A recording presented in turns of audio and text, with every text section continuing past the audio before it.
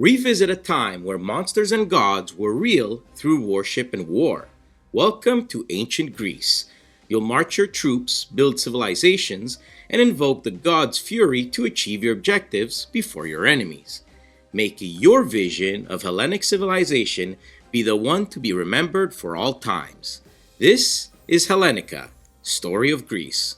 Here we have the basics set up, but know that the Explore variant will have you discover Greece through random tiles, giving the game an extra sense of adventure as you conquer and settle the lands.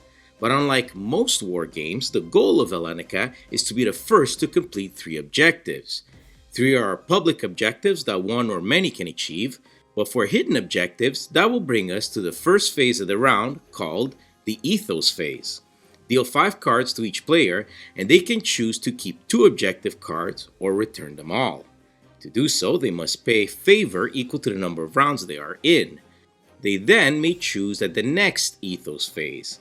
If they have chosen their objectives, they will no longer participate in this phase for the rest of the game. So a maximum number of objectives a player has will be his private 2 and public 3. Complete 3 of these in any combination in the later phase, and you'll win.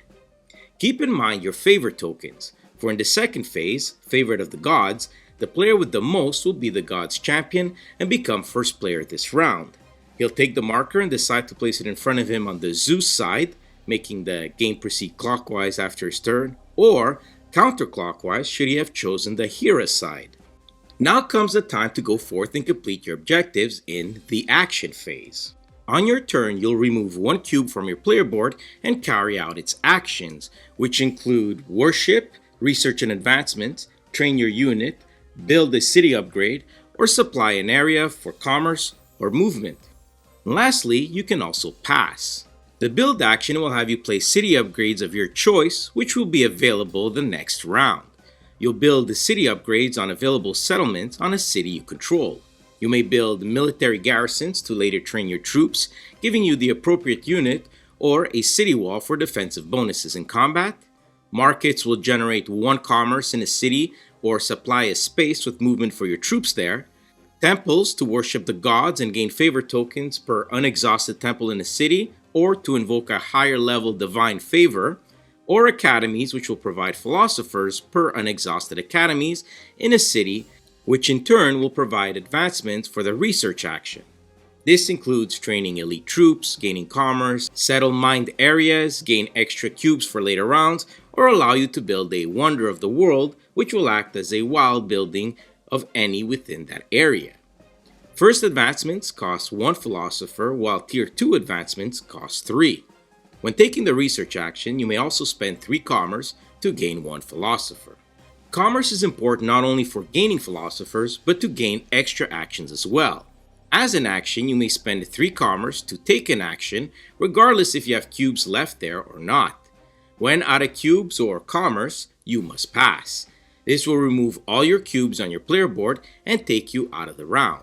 However, if you remove 2 or more cubes, you'll gain 2 commerce, or 1 commerce if you discarded 1 cube.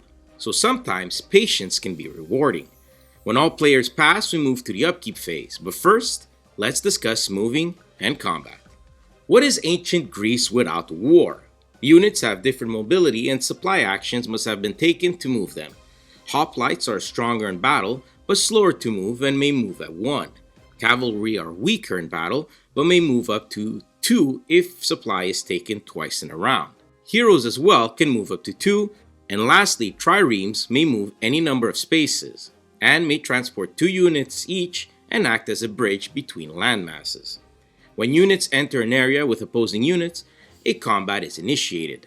After that, moving units, regardless if combat is initiated or not, it will awaken the gods. But first, land combat. Each player will roll dice according to the units present. 1 green die for 1 or more hoplites, 1 red die for 1 or more cavalry, double these dice if said unit is elite, and an additional green die if both hoplites and cavalry are present. Lastly, a hero will add its own die, so a maximum of 5 red or green die can be rolled plus the hero die.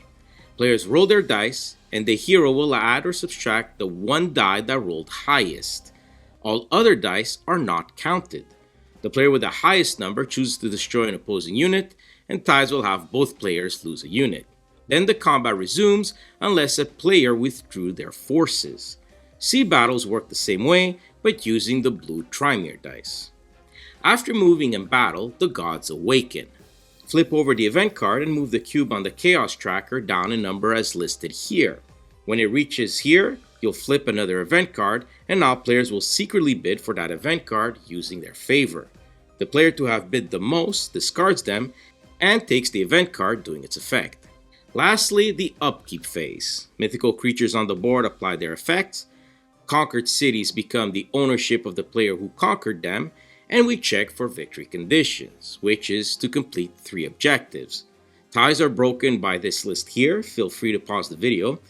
And if no one won, retrieve tokens and cubes, you replenish the board and place newly acquired cubes there, and a new round begins by moving the round marker up.